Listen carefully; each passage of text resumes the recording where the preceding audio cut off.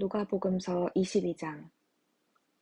유월절이라고 하는 무교절이 다가왔다. 그런데 대제사장들과 율법학자들은 예수를 없애버릴 방책을 찾고 있었다. 그들은 백성을 두려워하였다. 12 가운데 하나인 가룟이라는 유다에게 사탄이 들어갔다. 유다는 떠나가서 대제사장들과 성전 경비대장들과 더불어 어떻게 예수를 그들에게 넘겨줄지를 의논하였다. 그래서 그들은 기뻐하여 그에게 돈을 주겠다고 약조하였다. 유다는 동의하고 무리가 없을 때에 예수를 그들에게 넘겨주려고 기회를 노리고 있었다. 유월절 양을 잡아야 하는 무교절 날이 왔다. 예수께서 베드로와 요한을 보내시며 말씀하셨다. 가서 우리가 먹을 수 있게 유월절을 준비하여라. 그들이 예수께 말하였다. 어디에다 준비하기를 바라십니까? 예수께서 대답하셨다. 너희가 성 안으로 들어가면 물 한 동이를 메고 오는 사람을 만날 것이니 그가 들어가는 집으로 따라가거라. 그리고 그 집주인에게 말하기를 선생님께서 당신에게 말씀하시기를 내가 내 제자들과 함께 유월절 음식을 먹을 그 방이 어디에 있느냐고 하십니다. 하여라. 그러면 그 사람은 자리를 깔아놓은 큰 다락방을 너희에게 보여줄 것이니 너희는 거기에다 준비를 하여라. 그들이 가서 보니 예수께서 말씀하신 그대로였다. 그리하여 그들은 유월절을 준비하였다. 시간이 되어서 예수께서 자리에 앉으시니 사도들도 그와 함께 앉았다. 예수께서 그들에게 말씀하셨다. 내가 고난을 당하기 전에 너희와 함께 이 유월절 음식을 먹기를 참으로 간절히 바랬다. 내가 너희에게 말한다. 유월절이 하나님의 나라에서 이루어질 때까지 나는 다시는 유월절 음식을 먹지 않을 것이다. 그리고 잔을 받아서 감사를 드리신 다음에 말씀하셨다. 이것을 받아서 함께 나누어 마셔라. 내가 너희에게 말한다. 나는 이제부터 하나님의 나라가 올 때까지 포도나무 열매에서 난 것을 절대로 마시지 않을 것이다. 예수께서는 또 빵을 들어서 감사를 드리신 다음에 떼어서 그들에게 주시고 말씀하셨다. 이것은 너희를 위하여 주는 내 몸이다. 이것을 행하여 나를 기억하여라. 그리고 저녁을 먹은 뒤에 잔을 그와 같이 하시고서 말씀하셨다. 이 잔은 너희를 위하여 흘리는 내 피로 세우는 새 언약이다. 그러나 보아라, 나를 넘겨줄 사람의 손이 나와 함께 상 위에 있다. 인자는 하나님께서 정하신 대로 가지만 인자를 넘겨주는 그 사람에게는 화가 있다. 그들은 자기들 가운데 이런 일을 할 사람이 누구일까 하고 자기들끼리 서로 물었다. 제자들 가운데서 누구를 가장 큰 사람으로 칠 것이냐는 물음을 놓고 그들 사이에 말다툼이 벌어졌다. 예수께서 그들에게 말씀하셨다. 문민족들의 왕들은 백성들 위에 군림한다. 그리고 백성들에게 권세를 부리는 자들은 은인으로 행세한다. 그러나 너희는 그렇지 않다. 너희 가운데서 가장 큰 사람은 가장 어린 사람과 같이 되어야 하고 또 다스리는 사람은 섬기는 사람과 같이 되어야 한다. 누가 더 높으냐? 밥상에 앉은 사람이냐? 시중 드는 사람이냐? 밥상에 앉은 사람이 아니냐? 그러나 나는 섬기는 사람으로 너희 가운데 있다. 너희는 내가 시련을 겪는 동안에 나와 함께한 사람들이다. 내 아버지께서 내게 왕권을 주신 것과 같이 나도 너희에게 왕권을 준다.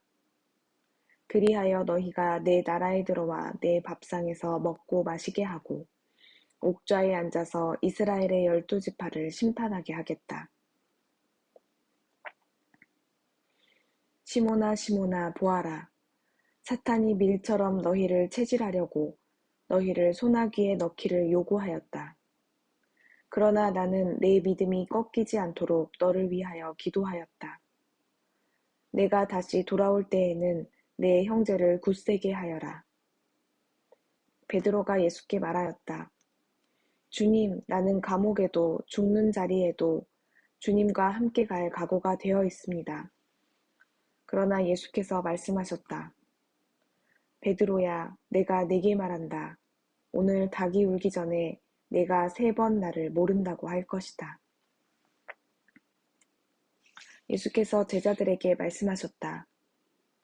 내가 너희를 돈 주머니와 자루와 신발이 없이 내보냈을 때에 너희에게 부족한 것이 있더냐?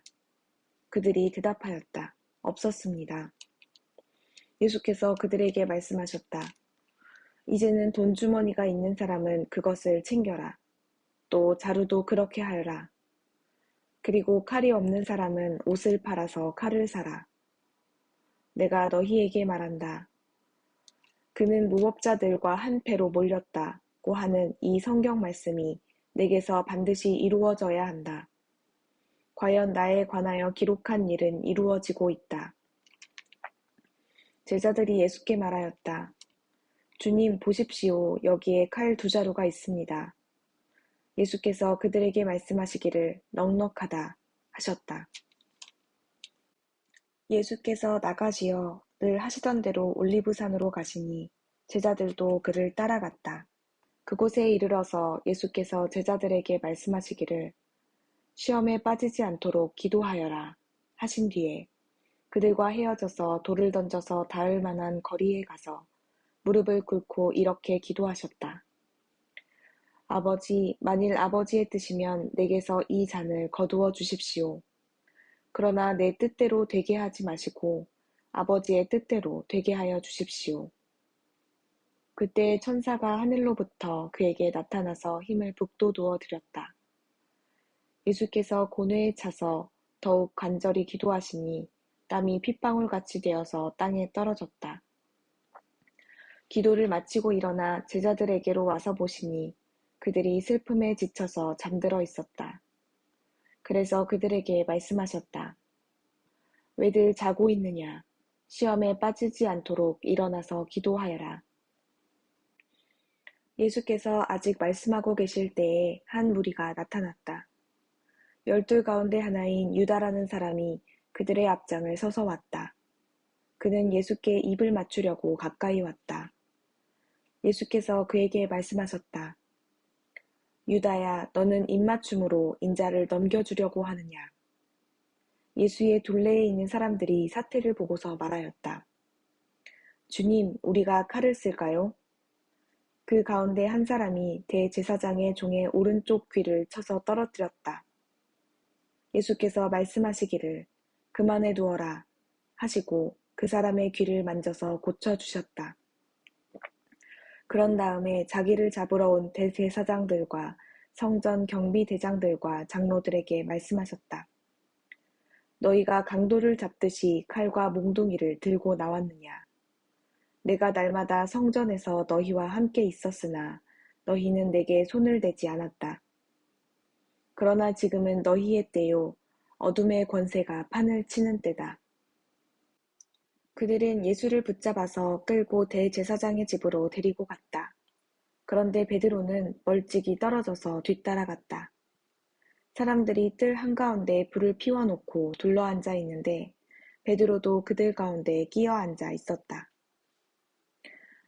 그때 한 하녀가 베드로가 불빛을 안고 앉아 있는 것을 보고 그를 빤히 노려보고 말하였다.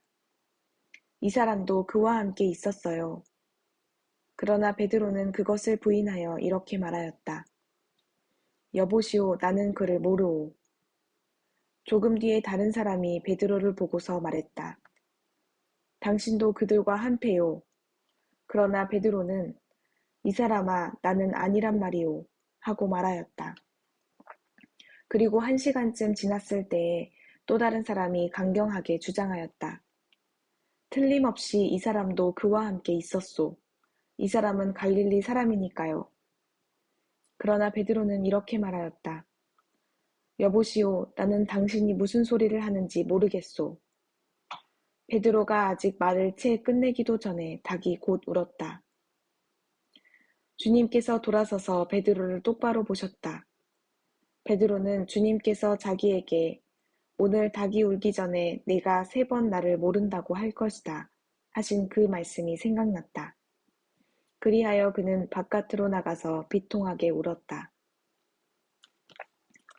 예수를 지키는 사람들이 예수를 때리면서 모욕하였다.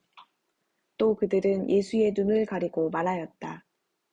너를 때린 사람이 누구인지 알아맞추어 보아라.